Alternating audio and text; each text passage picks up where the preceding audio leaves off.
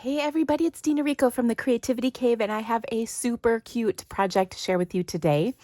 I am in love with the Full of Life bundle, or suite, pardon me, the Friends for Life bundle, and I am going to share with you a really cool project featuring a very fun watercolored background technique.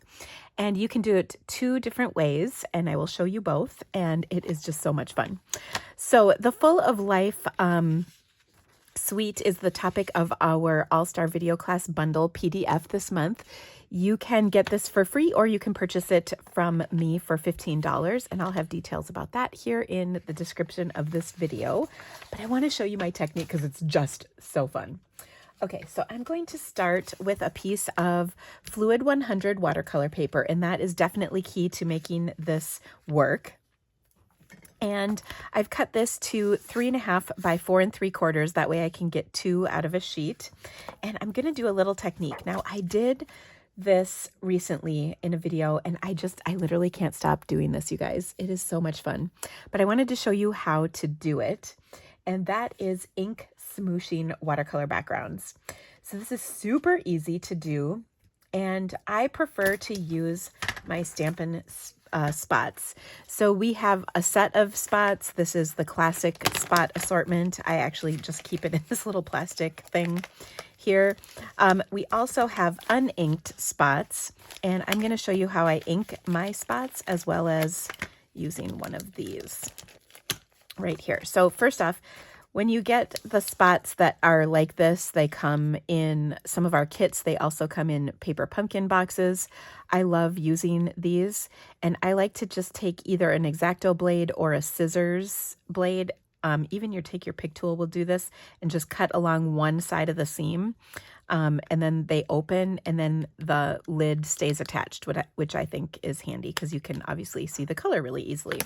On these uninked ones, what I do is I write the color in the bottom using a Sharpie marker so that I can, know what the color is. So we're going to do Berry Burst for one, and then we're going to do Bubble Bath for the other. So I like to take 3 colors, sometimes 4, but 3 is a really good number. And so we're going to make these into spots. So I'm just going to grab the re-inker. Oops, sorry, I bumped my camera here. So I've got Berry Burst, and I'm just making sure I'm putting the right color ink in the right spot. I'm just going to soak this really well, and then it will be good to go. You can kind of see the color just soaks right in, and we're good. So there's Berry Burst. And then the other one, cover that while I'm doing my final one. This is Bubble Bath. And same thing, just soak that pad full of re-inker. You want to make sure you don't just cover it, you go over this brand new one because there's no ink in it yet. It needs quite a bit of ink. You can see it just soaks right in. And that's pretty good. If the ink is, if you don't have enough ink when you go to stamp it, you'll know. Okay, but we're not actually going to stamp with these re-inkers or these spots. We're actually going to create a background. So I've got a little piece of plastic. You can use window sheets. I actually use the plastic that comes in my photopolymer stamps. There's like a thin piece of plastic and this thick piece of plastic. The thin plastic I keep in the stamp set, but the thick one I remove, so we can do this technique. So I'm just going to put my color down on here. And I always go from lightest to darkest. So then I've got Berry Burst. And you can see I'm just going to put that down. I always put more of the light color and less of the dark colors, because I don't want this to all be one, color. I want to see all 3 different colors. Okay, so there's some there, and there. I'm going to be a little less with the Gorgeous Grape, because again, I want to see all 3 of my colors. Then I'm going to take my Stampin' Spritzer, which I have water in, and I will just spritz on here a pretty good amount because we want that color to really move around. And then what I'm going to do is take my watercolor paper and just place it on top and then lift it up. And you can see now I've got this gorgeous background, but it's not totally even, and that's great.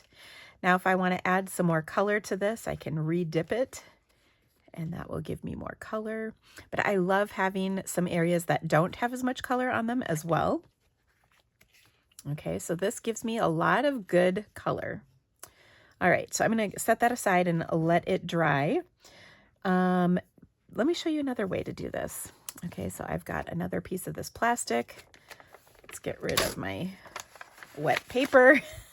You definitely want to have some paper to protect your work surface. Now for this one, I'm going to take markers instead. And for this, I've got the same exact 3 colors of markers, and we're just going to color on here. Now, one thing you can do that makes it a little bit easier is, ooh, I thought I had more paper cut to size.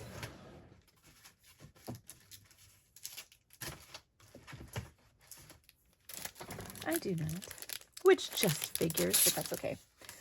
We'll just pull a sheet out, and I will cut it quickly to 3.5 inches.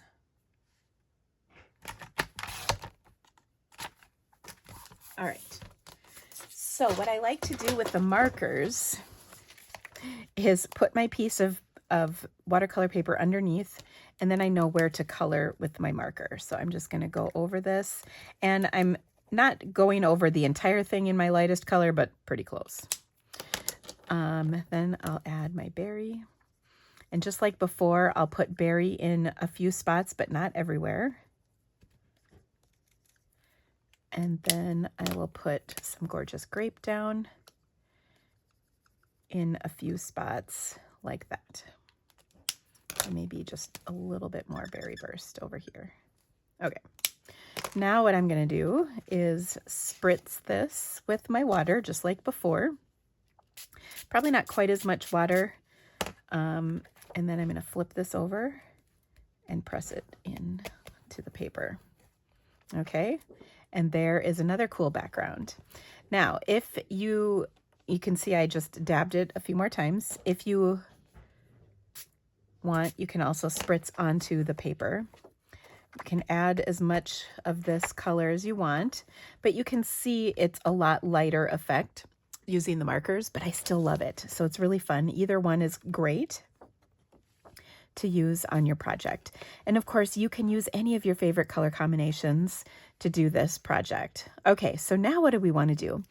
We want to let these dry completely.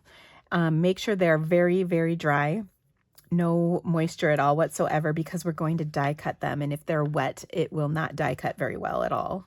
You'll get like really rough edges, or it might not even cut all the way through, and it's probably not very good for your dies to have wet paper either. So let them dry completely, and then we're going to come back and make these into cards. All right, now that these are dry, I'm going to run the heart die through this, and when I do that, I get this, and I just love the look of this. It's so fun. So I want to take and put this into a card. So to do that, I thought it would be fun to make a shaker card. So I decided to take a piece of basic white that's going to fit right behind here. And this is about the same size, so I might trim it just a little bit smaller. And then I was trying to decide what kind of shaker elements I would use. And we don't have anything that quite matches this currently. So what I thought I would do instead is kind of create my own. So again, using the dies, I die cut for myself some of these little sparkly hearts. You get 2 at a time with a little die that coordinates. That's in this set. And that is going to be my shaker element. So let me show you what I'm going to do. First off, I'm going to flip this over. I'm going to add some Seal Plus kind of around the edges of my heart so that I can adhere a piece of window sheet on here. And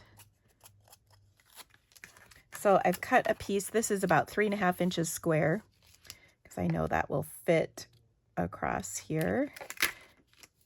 And it is actually the same size as my panel. Okay, so now I've got my my window sheet down. Then what I'm going to need is some foam adhesive strips.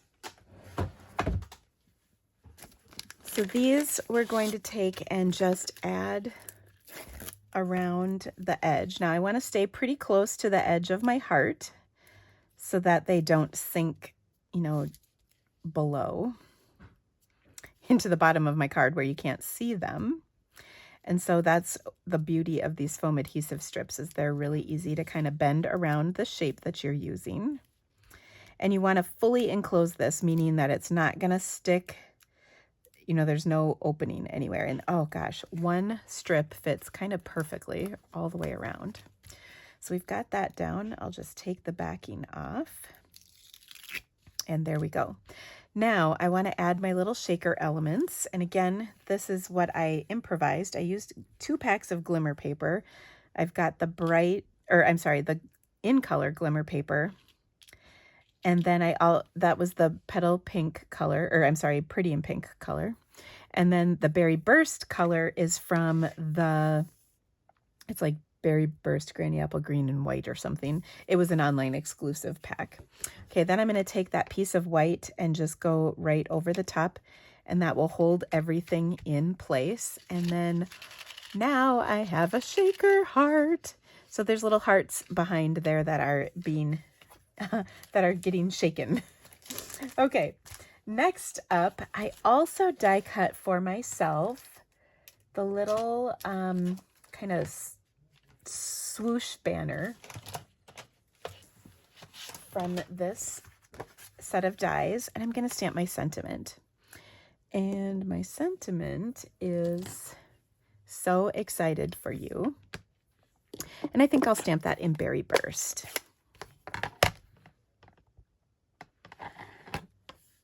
So we'll just stamp that right on here. I did die cut this from Fluid 100, but you could use white cardstock if you prefer. You know, that'll work just fine too. So I'm going to put that right there. I've got a layer of Berry Burst to adhere this to, and then I thought about putting this on glimmer paper, but then I thought that might be a bit much. So I'll show you what my compromise was, actually. Let's get this, centered on here. And then I think I will pop this up. I know we already have the popped up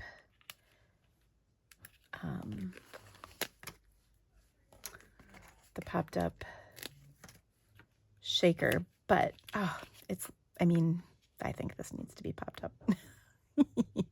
And actually, I'm going to leave that open for just a second because I want to add just a little bit of this iridescent ribbon. And I think I'm just going to put a little like loop of it over this. Ooh, I think we're gonna have a smaller loop of it.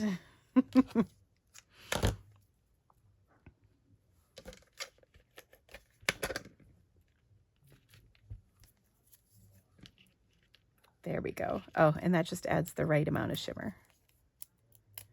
Okay, we'll add this over the top. And oh, look at those fun little shakers hearts. Now my card base is going to be that bubble bath that we used for our lightest color. So I'll give that a good crease, and then we'll adhere this to the front. And what a fun little project. Just adds a wonderful little touch.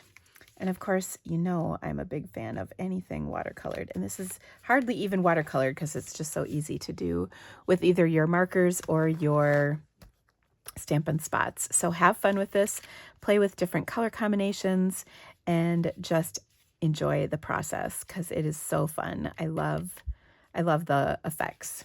And just as a reminder, I use the lighter one on my card, but the darker one is fun as well. If you wanted a lot of contrast, you could skip the berry burst hearts and then just do the lighter pretty in pink ones. I think the pretty in pink will work as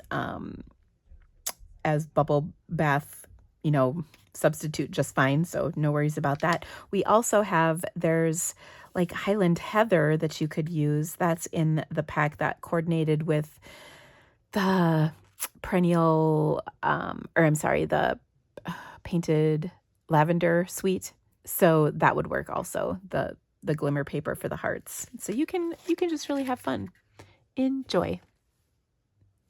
Oh, also, don't forget, if you would like to get that Full of Life All-Star PDF, you can do so by either clicking the link in the description of this video. I will also have it up here. Or you can get it free when you spend $50 in my Stampin' Up! Website store from July 1st through the 31st. So we'll send this PDF to you for free if you spend $50 in Stampin' Up! Merchandise before tax and shipping, and it will automatically come to you along with my other ordering specials. So thank you guys so much for being here with me today. I will see you soon. Bye.